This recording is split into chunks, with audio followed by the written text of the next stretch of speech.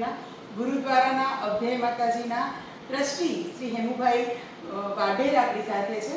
આ પહેલાં પણ આપણે એની સાથે બેટ દ્વારકાની ખૂબ વાતો કરી છે. આ પહેલાં પણ મેં 2 વિડીયો મૂકેલા છે જેમાં બેટ દ્વારકાની અજાણી વાતો, એટલે જે ક્યારેય કોઈ ન જાણી હોય એવી વાતો, અને તેમજ નરેન્દ્ર મોદી અને બેટ દ્વારકાનો શું નાતો છે એ વાત પણ, એ વિડીયો પણ મેં કરેલો છે. જો ન જોયો હોય તો તમે જોઈ લેજો.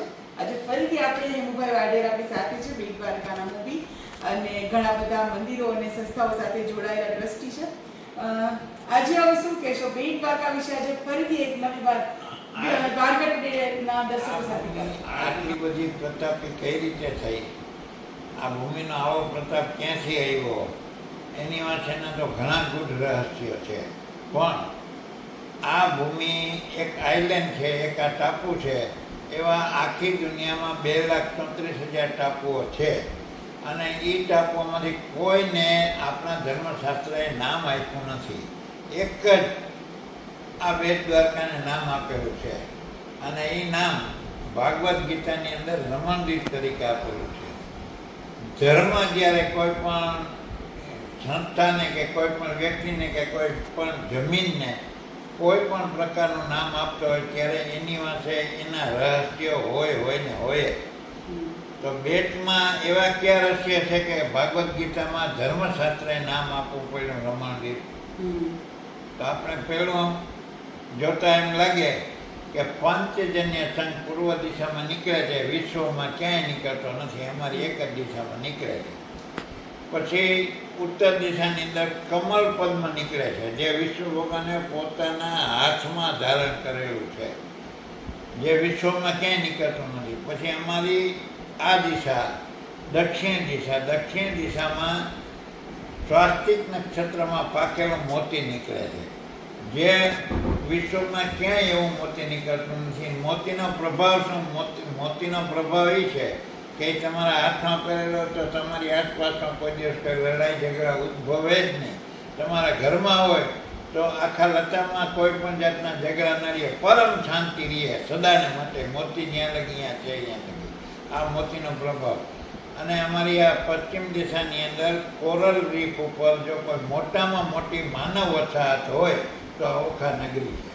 એટલે આમ ચારે દિશાઓ અમારી અલૌકિક છે, અને અલૌકિક દિશા હોવાને કારણે ધર્મશાસ્ત્રએ આને રમણદીપ નામ આપ્યું ભાગવદ્ ગીતાની અંદર. અને સાથે જ બેટ દ્વારકાની અંદર જે આયોજન થવા જઈ રહ્યું છે બેટ દ્વારકા ખાતે, પૂજ્ય ભાઈશ્રીની રમેશ ઓઝાની કથા જે છે બેસવાની છે, ત્યારે આવનાર દ્વારકા જિલ્લાના લોકો છે કે જે ભાગવત સપ્તાહનો તો લાભ લઈ, સાથે એવી કેટલીક જગ્યાઓ જે લોકોએ ના જોઈ હોય કે જે એમણે ખાસ જોવી જોઈએ, તો બેટ દ્વારકાની એવી કોઈ ખાસ જગ્યા કે જેમણે ખાસ ભાગવત સપ્તાહ દરમિયાન એમણે ત્યાં જોવું જોઈએ, જોવી જોઈએ? એવી ઘણી અલૌકિક જગ્યા છે. એક અભયા માતાનું મંદિર છે, જે પૂર્ણ રીતે મોહમ્મદ ગિઝની જ્યારે એને ભાંગવા આવ્યો ત્યારે એના પૂજારીને ચિંતા થઈ કે આ માતાજી તમારું મંદિરે તોડી નાખે, આ બધા મંદિરો તોડતો આવે છે, એટલે તમારું શું છે? માતાજી અત્યારે પ્રગટ થઈ અને એને કહ્યું હતું પૂજારીને કે તું એની ચિંતા ના કર, મને માટીનો લેપ કરી દે, માથે સિંદૂર ચોપડી દે, કાયમના માટે એની પૂજા કરજે. જ્યારે મારે પ્રગટ થવું છે ત્યારે મારા પદર છે ને જે માટીના, એ પોતે નીકળી જશે, તમે કોઈ એને કાઢતા નહીં. ઘણા વર્ષો થઈ ગયા. એના પછી માતાજીના પદર પોતે આપોઆપ નીકળી ગયા અને માતાજી એમાંથી પ્રગટ થયા. તો જોયું તો 3 મૂર્તિઓ એમાં છે, એટલે અમે એને ત્રિમૂર્તિ તરીકે માનીએ છીએ અભયા માતાને. આ એક અલૌકિક મંદિર છે. પછી બીજું છે પદ્મતીર્થ. પદ્મતીર્થ અમારા 3 સ્મશાન જે જાગૃત સ્મશાન છે એમાંથી અર્જુન સ્મશાન પદ્મતીર્થ છે. એટલે અમારે અહીંયા જેથી તે સળગાવે તેની વાની ઠારી નાખે. બીજે જેમ શાસ્ત્રોમાં ત્રીજે વાની ઠારવા જાવ એવું અહીં નથી, કારણ કે આ પોતે સ્મશાન જ પવિત્ર છે. એટલે તેથી એની વાની ઠારી નાખે છે. અને 3 સ્મશાન જે વિશ્વમાં છે એમાંથી અર્જુન સ્મશાન બેટમાં છે, જાગૃત. અને ત્યાં પરમેશ્વર મહાદેવનું મંદિર છે. એ મહાદેવના મંદિરે જેણે અનુષ્ઠાન કર્યા છે એ બધા સિદ્ધ જ થઈ ગયા છે. હું એક જ નામ દઉં, લક્ષ્મણ ચેતનજી મહારાજ જે અનુષ્ઠાન ત્યાં પદ્મેશ્વર મહાદેવમાં કર્યું. અને પછી એને શિહોરમાં લક્ષચંડી યજ્ઞ કર્યો, એટલે 1 લાખ હોમ હવન જે કર્યો, બહુ મોટો થાય કે એની અંદર 1000 એકરમાં કુંભ કર્યા હોય ત્યાં થાય એવો મોટો આયોજન. પણ એનું અનુષ્ઠાન અહીં કર્યા પછી એને આ સિદ્ધિ મળી. એ સિવાય અમારા અહીં 84 ધૂણા છે. 84 ધૂણામાં નવનાથના જે સિદ્ધો હતા 84 એ અહીં તપ કરતા, તપસ્વી ભૂમિ હોવાને નાતે અત્યારે છે. એ દર્શનીય છે.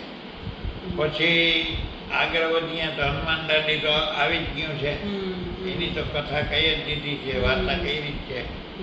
એ સિવાય અહીંયા એક કૃષ્ણ કુંડ કહેવાતો, આજથી 100-150 વર્ષ પહેલાં અમારા બધા દાદીમાઓની બધા અહીંયા નાવા જતા, બરોબર દરિયાની વચ્ચે છે. આજે નથી, શોધીએ તો એ નથી મળતો. પણ અમારા દાદીમાઓ કહેતા કે આ દરિયામાં આ જગ્યાએ કૃષ્ણ કુંડ હતો, અને જે અને એકવાર નાહ્યા હોય એટલે 12 મહિને વાંધા ન પડતા. એ કુંડનો એવો ચમત્કાર હતો, પણ અત્યારે હવે મળતો નથી, ગારામાં દટાઈ ગયો. અને અમારી દક્ષિણ દિશાએ જૂનું બેટ દ્વારકાનું દરિયામાં ડૂબેલા ઘણા અવશેષો છે. 50 મીટરની લાંબી જેટલી નીકળી છે, મકાનોના પાયા નીકળ્યા છે. અહીંથી રંગીન ઠીકરા થામો એકપોળ થતા બધાય વિદેશોમાં જતા, એને બધા અવશેષો ભરપૂર નીકળે છે અહીંયાથી. અને એ બધું સંશોધન રૂપે ડૉક્ટર રાવ લઈ ગયા છે. અને જ્યારે દ્વારકામાં મ્યુઝિયમ બનશે ત્યારે અમારા બેટ દ્વારકાની એવી ઘણી વસ્તુઓ, અસંખ્ય વસ્તુઓ લઈને ગયા છે, બધી એમાં આવશે. તો આપણી સાથે હેમુભાઈ વાઢેર હતા, બેટ દ્વારકાના જે એક જાણીતું નામ છે, અને એમના પાસે બહુ બધી વાતો છે, ખૂબ જાણવા જેવી વાતો છે. બેટ દ્વારકા વિશે ઘણી બધી વાતો એવી હશે કે જેની આપણે નહીં ખબર હોય.